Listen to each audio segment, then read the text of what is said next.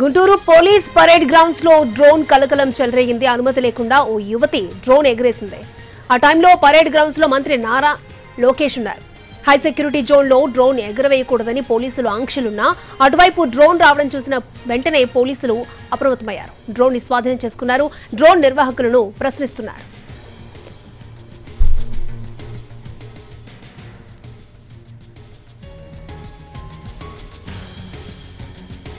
Guntur police parade grounds లో drone కలకలం చెలరేగింది. అనుమతి లేకుండా యువతి డ్రోన్ ని ఎగరవేసింది. ఆ టైంలో పరేడ్ గ్రౌండ్స్ లో మంత్రి నారా లోకేష్ ఉన్నారు. హై సెక్యూరిటీ జోన్ లో డ్రోన్ ఎగరవేయకూడదని పోలీసులు ఆంక్షలున్నా అటువైపు డ్రోన్ రావడం చూసిన పోలీసులు వెంటనే అప్రమత్తమయ్యారు. డ్రోన్ ని స్వాధీనం చేసుకున్నారు. డ్రోన్ నిర్వాహకులను ప్రశ్నిస్తున్నారు. రైట్, హై సెక్యూరిటీ జోన్ లో డ్రోన్ కనిపించడంతో పోలీసులు అలర్ట్ అయ్యారు.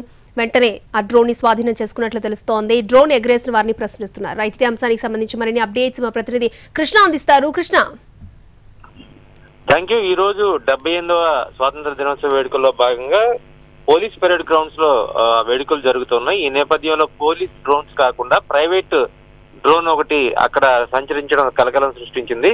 ఎందుకంటే అక్కడ వివిఐపి జోన్, అదేవిధంగా హై సెక్యూర్ జోన్ గా ప్రకటించారు. ఎలాంటి ప్రైవేట్ డ్రోన్స్ కూడా అక్కడ తిరగకూడదని చెప్పారు. ఎందుకంటే ఈ రోజు స్వాతంత్ర దినోత్సవ వేడుకల్లో భాగంగా రాష్ట్ర మంత్రి నారా లోకేష్ ఇక్కడికి రావడం జరిగింది. అదేవిధంగా వేడుకల్లో పాల్గొనడానికి అనేక మంది వివిఐపీలు, అదేవిధంగా విఐపీలు, స్వాతంత్ర సమరయోధుల కుటుంబాలు వీళ్ళంతా కూడా రావడం జరిగింది.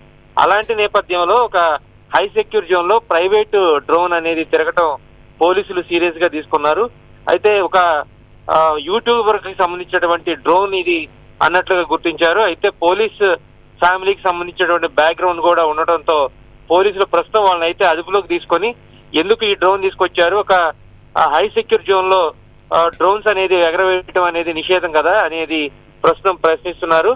ఆ డ్రోన్ మొత్తం కూడా స్వాధీనం చేసుకొని ఆ డ్రోన్ లో ఏం చిత్రాలు చిత్రీకరించారు అనే విషయాన్ని కూడా చెక్ చేస్తూ ఉన్నటువంటి పరిస్థితి కనిపిస్తోంది. అక్షయ, కృష్ణ, అంటే నార్మల్ గా డ్రోన్ ఎక్కడ ఎగరేయాలా, ఎటువంటి ఆంక్షలు ఉంటాయంటారు?